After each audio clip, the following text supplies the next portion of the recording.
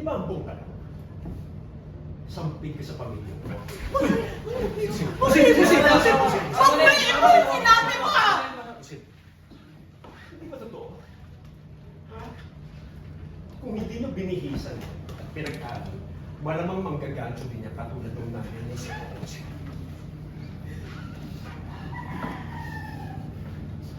Sino ka ang asal niya? Kaya mo ikaw ay aking bahay na ito. Kasi ikaw pa lang ako sa mga.